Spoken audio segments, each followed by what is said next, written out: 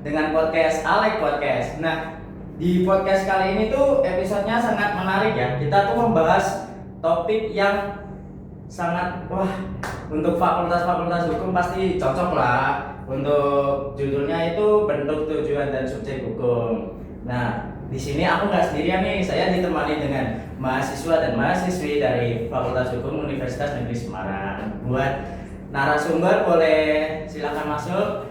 Ya, halo Kak. Halo.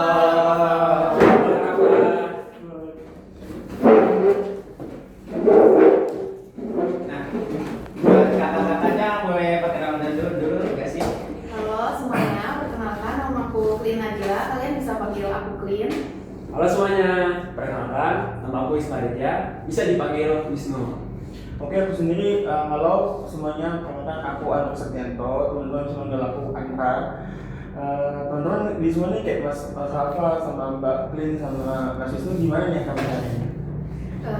Alhamdulillah. Alhamdulillah, tugas gitu ya. Nah, kalian ini kesibukannya apa sih sebenarnya selain tugas-tugas dan tugas lah pastinya lah ya. Ya salah, kehidupan anak kos ya. Nongs. Nongs ya. Kalau aku sih ya kupu-kupu ya. Mantap, buku banget. Kupu Nah, banget. di topik kali ini tuh ada beberapa poin bentuk, subjek, dan tujuan hukum.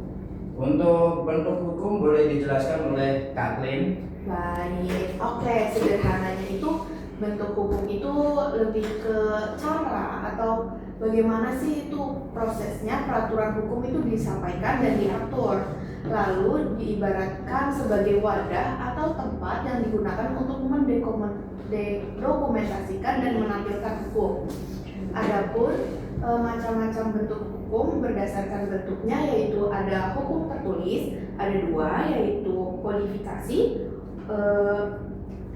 pembukuan, dan non kodifikasi itu ada undang-undang. Selanjutnya ada hukum yang tidak tertulis itu seperti hukum adat, hukum kebiasaan, atau yang biasanya itu di masyarakat itu teman-teman.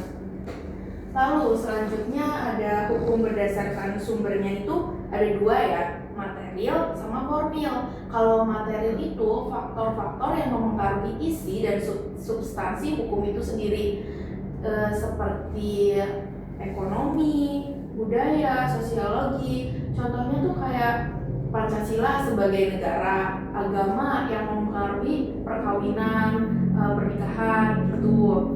Lalu selanjutnya ada yang berdasarkan sumbernya itu ada undang-undang, hukum umum, jurisprudensi itu suatu putusan hakim terdahulu untuk memutuskan suatu perkara. Nah, jurisprudensi itu dibagi menjadi 4. Ada jurisprudensi tetap, semitetap, landmark, dan yang lain sebagainya. Lalu ada traktat, itu perjanjian antara beberapa negara yang mengikat hukum secara internasional. Ada bilateral dan bisa bilateral, multilateral, dan lainnya. Selanjutnya ada kebiasaan, tata cara kehidupan masyarakat yang dilakukan secara berulang-ulang. Lalu selanjutnya ada doktrin, pendapat para ahli hukum, bisa dipakai untuk pertimbangan hakim untuk memutuskan suatu perkara. Doktrin ini itu kayak cara terakhir gitu Kak. Kalau emang yang dari jurisprudensi, putusan hakim terdahulu emang udah nggak bisa dipakai, akhirnya kita pakai doktrin. Berarti kayak menginfluence gitu ya. Berarti kayak gini punya sekitar bumi lah ya di kehidupan anak kita ya. Kalau gitu ya.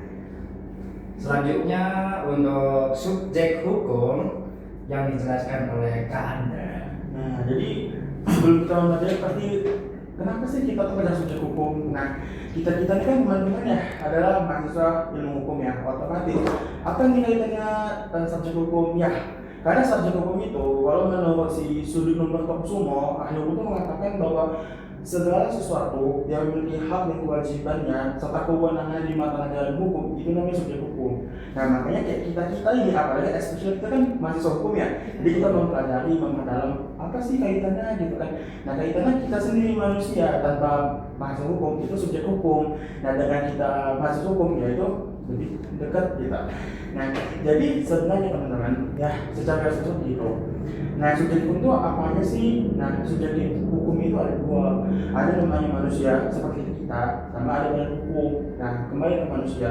Nah, kenapa manusia itu memiliki subjek hukum? Karena dia itu yang pertama ada hak subjektif. Yang kedua karena kita tuh ada kewenangan, adapun kedaulatan kita yang itu diakui oleh hukum. Nah, misalnya kalau teman-teman ya mempelajari Undang-Undang Dasar, itu kan tertera tuh di pasal 27 ayat 1 sama pasal 28 ayat 1. Nah, itu hak kita teman-teman, jadi di mana mendapatkan perlindungan gitu, perlindungan yang sama di mata hukum. Nah, kewajibannya di mana Kak? Kewajibannya itu lebih tepat tertera di pasal 27 sama pasal 31. Jadi setiap warga negara kan wajib tuh berhak membela negara. Jadi hak kita sebagai warga negara dan kewajiban warga negara itu ada. Nah, karena itulah itu diakui sama negara. Makanya kita termasuk subjek hukum. Lalu manusia sendiri itu ditegaskan di dalam penerapannya itu ada di pasal 1 ayat 1 KUH berkata, misalnya seseorang itu dapat menikmati hak kewarganegaraannya, jadi tanpa ketergantungan hak-hak kenegaraannya. Jadi kayak walaupun bukan warga negara Indonesia dia tetap bisa menikmatinya. Jadi nggak depends on the citizenship-nya. Jadi semua orang bisa menikmati. Yang kedua itu adalah badan hukum. Jadi badan hukum itu adalah perserikatan organisasi yang memiliki hak dan kewajiban yang sama di mata hukum. Untuk apa? Untuk melakukan perbuatan-perbuatan perdata tanpa harus melawan, mengurangi ataupun menentang undang-undangan. Nah, misalnya ya kalau teman-teman tahu nggak sih kalau di Indonesia itu kan ada kan kayak badan hukum kayak BUMN, koperasi. Nah, itu termasuk badan hukum. Kenapa? Karena hak kewajibannya itu kan ada kan dalam hukum. Nah, konstitusinya apa? Nah, konstitusinya kalau teman-teman baca itu di pasal 33 ayat 1 sama pasal 33 Undang-Undang Dasar itu kan ada dibilang bahwasanya perusahaan ekonomi yang dijalankan sama negara itu kan diatur menggunakan asas kekeluargaan. Ditambah ayat 3 itu bahwasanya setiap negara itu berhak dan berkuasa untuk memiliki potensi SDA negara sebanyak-banyaknya demi kemakmuran rakyat. Nah, itu kan berarti mengatakan bahwasanya badan hukum seperti BUMN sama koperasi itu dia ada kewajibannya, ada haknya. Makanya diakuilah badan hukum ini sebagai subjek hukum baik di mata hukum ataupun di mata pemerintah. Seperti itu. Oh, begitu. Jadi ada relasinya kan. Kenapa sih kita harus belajar ini? Ya karena kita sendiri subjek hukum gitu. Penjelasannya lengkap banget ya. Menarik banget, menarik. Harus. Betul. Selanjutnya untuk tujuan hukum yang dijelaskan oleh Kak Wisnu. Nah, tujuan hukum itu kan beragam ya.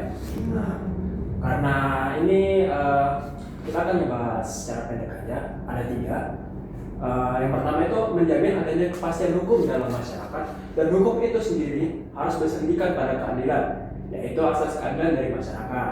Nah, di poin kedua yaitu menjaga dan mencegah agar setiap orang tidak menjadi hakim atas dirinya sendiri, atau bisa dibilang acknowledging is fair order, yang berarti tidak mengadili dan menjatuhi hukuman terhadap setiap pelanggar hukum terhadap dirinya. Nah, ada pula menurut YST Kansil menjelaskan mengenai apa itu tujuan hukum. Nah, menurutnya untuk menjamin kelangsungan keseimbangan dalam hubungan antara anggota masyarakat diperlukan peraturan hukum di mana setiap pelanggar hukum akan dikenai sanksi hukuman. Tapi berarti Mas Yusuf kalau tujuan hukum itu nggak cuma serta-merta keadilan, berarti kayak kan ada tuh kan kebilang kan menjamin kelangsungan seimbang, berarti ada dong yang manfaat untuk kita gitu. Ya, betul. Berarti saya kira hukum itu cuma untuk keadilan gitu ya kan sih kalau dalam pikiran kita. Oh, udah ada fungsinya. Ternyata ada tujuan-tujuan yang Iya, lain iya. juga ya. Kira cuma satu aja. Wah, keren banget ya penjelasan kata-katanya. Jadi pengen deh ikut kayak gini kerja kelompok-kelompok ini. Wah, udah nggak kerasa ya, saya ingin menanya nih kepada kakak-kakaknya. Boleh, gimana mau nanya apa Kak? Untuk Kak Queen dulu, mengapa keberadaan hukum tertulis saja tidak cukup untuk menciptakan keadilan di masyarakat? Menurut saya sendiri ya, saya lihat tuh hukum tertulis sendiri nggak bisa mengakomodasiin seluruh kondisi nyata di masyarakat. Karena keadilan itu nggak hanya ditentuin sama isi aturan, tapi juga secara lisan juga Kak. Dan juga bagaimana sih hukum itu diterapkan dengan memperhatikan nilai moral, keadilan sosial, dan rasa kemanusiaan manusia sendiri. Woi, keren. Nah, untuk Kak Andra sendiri mau boleh bertanya nih? Oh, Boleh, silakan. Kak? Apakah semua hukum yang dibuat pemerintah selalu mencerminkan keadilan bagi rakyat? Ini cukup benar. Kenapa? Karena ada korelasi sama tren perkenalkan yang senggol-senggolan tuh antar fakultas. Apa kemudian kan? Hukum bisa dibeli. Nah, ini ada kaitannya. Hukum bisa dibeli tanda kutip. Hukum bisa dibeli kan kaitannya mencurigai gampang apa beda hukum bisa dibeli. Enggak kayak gitu teman-teman. Bahwasanya hukum itu memang pada teorinya untuk menciptakan keadilan, menciptakan ketertiban, kemanfaatan. Namun yang bisa dikatakan teman-teman keluar fakultas hukum itu ada bedanya. Tapi lebih tepatnya bukan hukumnya. Hukum tuh nggak bisa dibeli teman-teman. Tapi oknum hukum yang memiliki kekuasaan itulah yang memainkannya. Jadi kayak hukum itu kan ibaratnya seperti suatu teori. Nggak bisa kalau kita beli. Nah itu oknumnya yang memiliki kecerdasan logika, sayangnya disalahgunakan. Jadi kayak hukum itu sebenarnya memang pada dasar bagus tuh untuk menciptakan keadilan, ketertiban. Namun terkadang dalam penerapan itu masih suka ada penyelowongan. Jadi penyelowongan itu gimana sih cara mengatasinya dan membendung biar ke depannya itu nggak seperti itu lagi. Jadi dengan cara ya hukum ini kan ilmu soskum ya, dimana soskum itu kan fleksibel, dinamis, kita tuh harus mengevaluasi. Jadi nggak boleh tahu statis kayak gini nggak boleh, karena hukum itu soskum itu fleksibel. Jadi kita tuh harus mengevaluasi kinerja hukum, terus kayak output dari pengadilan hukum itu kayak gimana sih. Jadi kita harus mengevaluasi. Nah makanya teman-teman yang dalam fakultas hukum perlu ketahui bahwasanya hukum itu nggak bisa dibeli. Oknum hukum bukan oknum ya memang begitu, karena memang fakultas hukum itu menerbitkan produk-produk berupa ya mahasiswa hukum ataupun awal hukum ya suatu saat mana tahu ada yang bekerja di pemerintahan ataupun oknum tersebut yang jikalaunya udah ada penyelowongannya itu yang melakukannya, bukan ilmu hukumnya. Ilmu hukum kan suatu kajian, nggak bisa disalahkan toh, ya kan? Gitu Kak, dengerin ya guys, hukum nggak bisa dibeli. Iya, hukum nggak bisa dibeli, oknumnya yang bisa dibeli. Itu. Pas kan? Untuk Kak Wisnu sendiri nih, mengapa tujuan hukum tidak hanya soal kepastian, tapi juga harus memperhatikan nilai kemanusiaan? Nah, jawabannya itu karena kepastian hukum tanpa nilai kemanusiaan dapat menimbulkan ketidakadilan. Hukum yang terlalu kaku bisa merugikan orang yang sebenarnya tidak bersalah. Maka dari itu, hukum perlu dijalankan dengan hati nurani dan memperhatikan keadilan sosial. Keren-keren ya kakaknya bisa jawab pertanyaan dengan mudah, dijelasin secara detail lagi. Betul. Gak terasa ya udah di ujung episode kali ini, dan banyak banget insight yang bisa kita ambil dari pembahasan topik ini. Jadi kesimpulannya, hukum memiliki bentuk yang beragam, subjek yang luas, dan tujuan yang mulia. Bentuk hukum dapat berupa hukum formal dan material, serta hukum publik dan privat. Subjek hukum meliputi orang alamiah, badan hukum, dan negara. Tujuan hukum adalah untuk melindungi hak asasi manusia, mengatur hubungan sosial, menjaga ketertiban dan stabilitas, serta mewujudkan keadilan. Dengan demikian, hukum memainkan peran penting dalam menjaga ketertiban dan stabilitas masyarakat, serta melindungi hak-hak dasar manusia. Oleh karena itu, pemahaman tentang bentuk, subjek, dan tujuan hukum sangat penting untuk membangun masyarakat yang adil dan sejahtera. Wah, Penjelasannya keren-keren ya. iya ini, aduh, terima kasih banyak ya buat kakak-kakaknya atas waktu dan sharing yang luar biasa hari ini. Untuk semua pendengar, jangan lupa follow dan dengerin episode-episode lainnya di platform Alek Podcast supaya nggak ketinggalan topik menarik berikutnya. Aku Rafa adalah sebagai host, izin pamit, sampai jumpa di episode selanjutnya. Bye bye.